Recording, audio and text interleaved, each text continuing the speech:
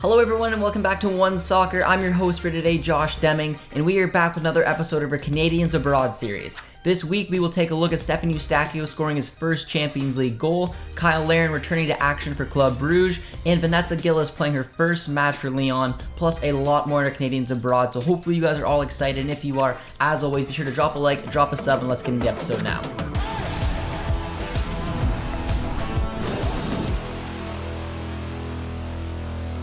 We are kicking things off in Germany with Alphonso Davies, who over the weekend started and played 90 minutes as a left back in a 4-2-3-1 system. In the match, Davies had 86 touches, completed 94% of his passes, he had 9 recoveries, created 2 chances, and had 3 interceptions as Bayern ran riot to pick up a 6-2 win over Mainz to sit second place in the table with a 7-4-1 record. Davies had a professional performance once again for Bayern, and it looks like he'll be heading into the World Cup in excellent form as he has 4 more matches to go before the break. I've really been enjoying Davies' game at the moment, and with only a few games left, like I mentioned, I'm hoping maybe he can get the odd match off, preferably the last match before the break, just to make sure that he's in fine form but has a little bit of rest heading into the World Cup. Moving along to France now, we are checking in with Jonathan David, who started over the weekend as a striker in a 4-2-3-1 system, playing all 90 minutes. In the match, David had 5 shots, 35 touches, he completed 77% of his passes, he hit the crossbar once and missed a few really good chances. Lille were the dominant side and should have had the opening goal as David was through on goal and he beautifully chipped the keeper, but the ball just didn't come down fast enough, hitting off the crossbar and safely landing in Lopez's hands. Lille didn't take any of their chances and went on to lose the match 1-0 against Lyon to sit 7th place in the table with a 7-1-5 record. This was a disappointing result after picking up a great win against Monaco. Lille could have had 2 really solid results in a row, however they just did not take any of the chances they created. David will be annoyed with himself, it just was not his day, he was very unlucky not to score, and in the end it cost Lille 3 points. Now Jonathan David hasn't scored in 2 straight matches, but it's worth noting that he's hit the woodwork 4 times this season, more than anybody else in Ligue 1. In past seasons, he's had these dry spells where he's not able to score. I don't really see that happening this season. He's been all around goal. He should have scored against Monaco. He should have scored against Lyon. Just a little bit unlucky, but he's doing what he needs to do, and eventually some of those balls are going to find the back of the net. We are heading on over to Belgium now to check in with Tajon Buchanan, who started and played 84 minutes as a right back in a 4-3-3 system over the weekend. In the match, Buchanan had 80 touches, 11 recoveries, he won 10 out of 11 duels, completed 89% of his passes, and had 4 accurate long balls. Club Brugge went on to win the match 4-2 to sit 3rd place in the table with a 10-2-3 record. Buchanan was playing in a deeper role in this match, and he did well once again, showing that he's a very versatile player. However, hopefully this is just an experiment because Buchanan will be so much more impactful in a match when he plays as a winger. His attacking attributes will always be the strongest part of his game, although when he's asked to play in a deeper role, Tajon always delivers.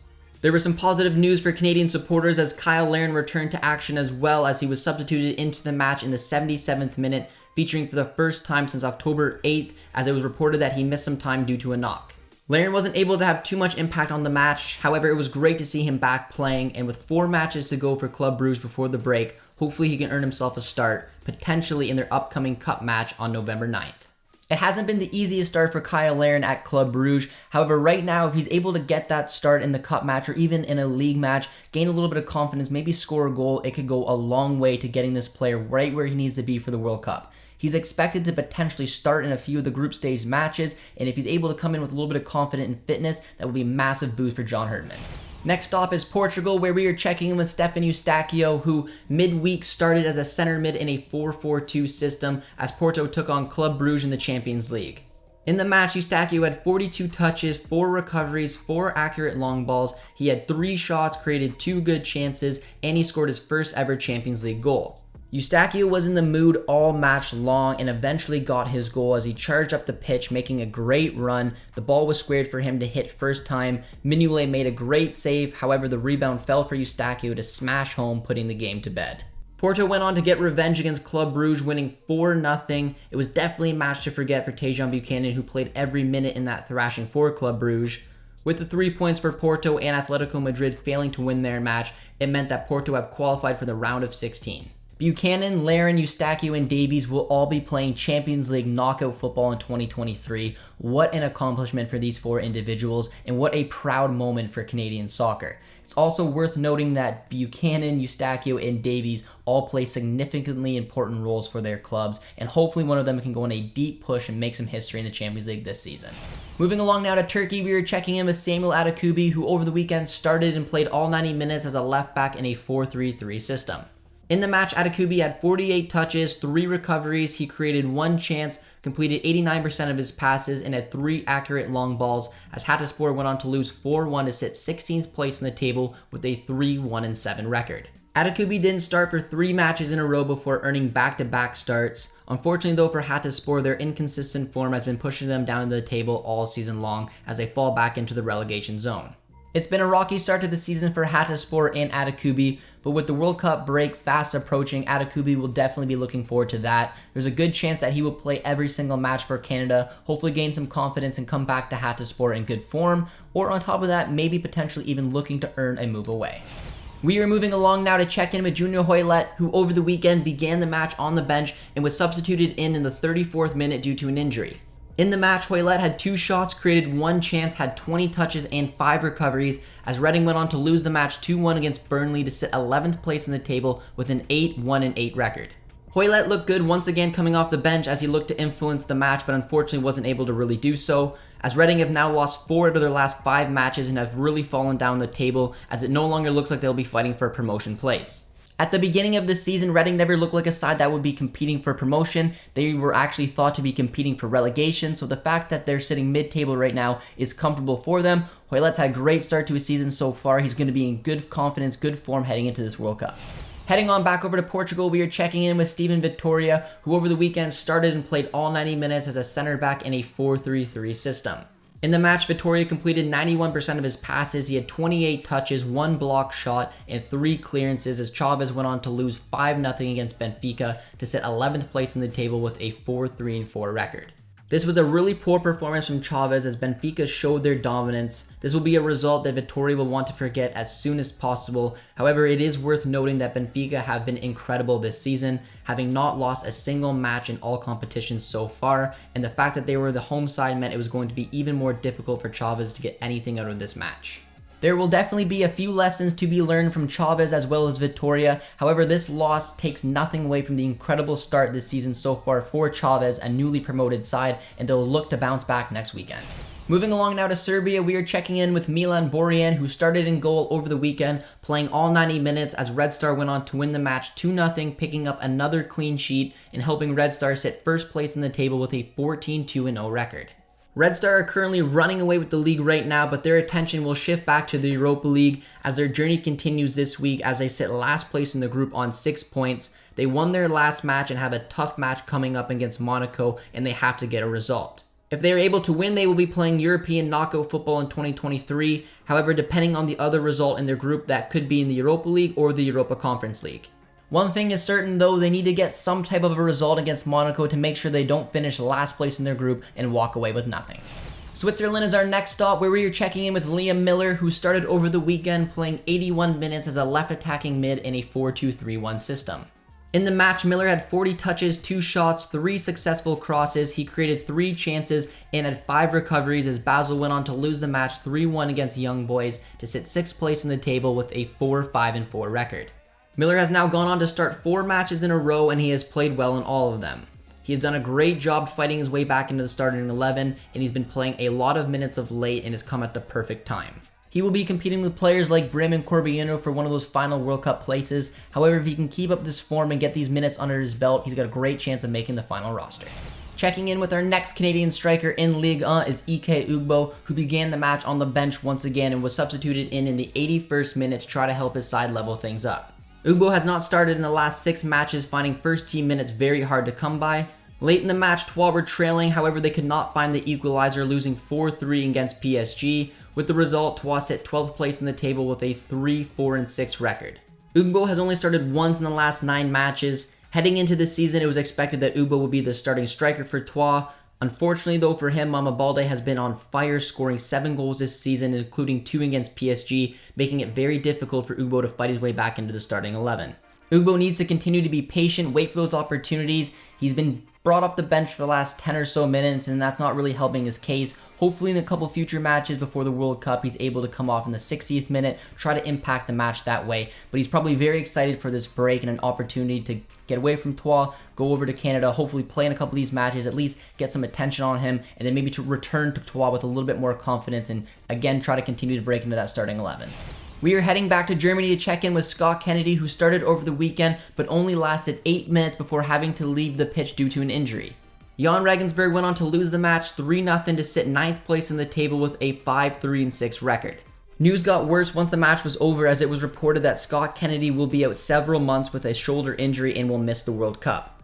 This is very disappointing for Kennedy, who fought hard to get back in the Jan Regensburg starting 11 and has been in good form of late. You have to really feel for Kennedy. However, at the age of 25, this shouldn't be his only World Cup opportunity. 2026 is just around the corner. He'll be 29 at the time, and hopefully will be able to compete for a place there. But this injury news is big for players like Derek Cornelius and Joel Waterman, which will give them a big boost to make that final roster. Stopping on over in Greece, we are checking in with Derek Cornelius, who started over the weekend and played 90 minutes as a center back in a 4-3-3 system. In the match, Cornelius had 44 touches, completed 71% of his passes, had 15 clearances, 2 recoveries, and 3 interceptions, as Pantelikos went on to draw the match 1-1 to sit 7th place in the table with a 3-3-4 record. It was another impressive performance for Cornelius, as he's continued to play every minute so far for Pantelikos this season. That is an incredible accomplishment. He's a trusted center back, he's in great form, and is full of confidence right now. With the news that Kennedy will be out of the World Cup, this is a massive boost for Cornelius' chances for making that final roster, as he's viewed as a like-for-like replacement for Kennedy. I don't want to sugarcoat it, losing Kennedy before the World Cup is terrible news. However, I've always really been impressed with Cornelius in his time in Europe right now. He's a steady European defender, he's playing so well, and there's a chance that he could have some type of impact in one of the matches at the World Cup. Whether he starts the match, because Kamal Millar has maybe played 2 in a row, or he's able to come off the bench, he should be a trusted player, and he's proved it so far this season. Scotland is our next destination, where we are checking in with David Wotherspoon, who featured in his 3rd match in a row after getting substituted into the match in the 74th minute as St. Johnstone were looking to see out their result. They did so by winning 1-0 against Kilmarnock to sit 8th place in the table with a 5-1-7 record. Wotherspoon is starting to get more and more minutes under his belt, which could be huge for Canada with all their midfield injury problems they've had so far. I believe Wotherspoon could be a very important player for Canada, especially if they're looking to play with a 3-man midfield. You could have Piet, Eustaquio, and Wotherspoon, who brings that attacking flair and could really help round out this midfield. He's playing more and more and getting healthier, and could definitely be an option for John Herdman going forward. Speaking of Canada's midfield injury problems, we're staying in Scotland to check in with Scott Arfield. Now, this could be a very interesting option for John Herdman. With Osorio and Hutchinson fitness still up in the air, if they aren't fit for the World Cup, this could be a huge opportunity for John Herdman to be tempted to recall Scott Arfield. Well, the good news is that Arfield has been in good form this season. And over the weekend, he was substituted into the match after halftime to help Rangers see out a 4-1 result over Aberdeen to sit 2nd place in the table with a 9-2-1 record. Arfield is currently playing regular minutes for one of the best sides in Scotland, as well as playing Champions League football. And if Canada's midfield problems don't get any better, this could be a creative solution for Herdman to make. This could be a massive gamble, but at the end of the day, there's no denying Arfield's quality and experience that could really help out this Canadian midfield. Our next stop is over in the Netherlands, where we are checking in with Charles-Andreas Brym, who over the weekend started and played all 90 minutes as a right wing in a 3-4-3 system. In the match, Brym had 39 touches, 8 recoveries, he had 4 shots, he scored 2 goals, and was the player of the match, as Eindhoven went on to draw the match 2-2 against young PSV to sit 4th place in the table with a 6-5-2 record. This was a really impressive performance from Brym, showing that he has that final end product, as he's now scored 4 goals in the last 3 matches and is really starting to find his best form at the best possible time, with the World Cup roster drop being right around the corner. John Herdman is a fan of Brym, giving him opportunities with Canada in recent windows. This is a perfect opportunity for him to show why he can be a useful player. He's scoring for fun right now, he's in good form, and it's happening all at the correct time, and I think that Brym has got a very good opportunity to make that final roster. Our next stop is Major League Soccer, where we are checking in with Maxime Crepeau, who started in goal for LAFC in a 4-3-3 system, making 1 save, having 27 touches, 7 recoveries, and faced an XG of 0.05, picking up a clean sheet, as LAFC went on to win convincingly 3-0 against Austin FC in the semifinals of MLS Cup. Crepeau did not have much to do in that match, as LAFC dominated Austin from start to finish, setting up a final at home against the Philadelphia Union. LAFC should be confident playing the final at home after their last performance. If they win, Crepeau will pull off the double, winning 2 pieces of silverware, winning the Supporters' Shield and MLS Cup. If that happens, what a season this could be from Crepeau. He moved on from the Whitecaps to LAFC, he's found a home here, and he could potentially be the next Canadian to win MLS Cup. Stopping back on over in France, we are checking in with Vanessa Gilles, who started her first match for Lyon as a center back in a 4-3-3 system over the weekend. She has been out injured for 3 months, so it's great to see her back in action. In the match, Gilles played 64 minutes, helping her side keep a clean sheet and picking up 3 points, winning 1-0 against Fleury to sit first place in the table with a 6-0-0 record. It was great to see Gilles make her debut for Lyon, rocking the number 21 jersey, which was last worn by Cyle Buchanan. Gilles will definitely be looking to replicate Buchanan's success at Lyon, and she's off to a great start. Our next stop is the NWSL Challenge Cup final, which saw a few Canadians going head-to-head as Christine Sinclair and Janine Becky took on Desiree Scott. Sinclair started the match for Portland, playing 73 minutes as a center mid in a 4-3-3 system. Becky was substituted into the match as well in the 63rd minute to help the Thorns see out the result. For KC, Scott started the match as a center mid in a 3-4-3 system. She played 75 minutes as KC couldn't get the job done, losing 2-0 to the Thorns.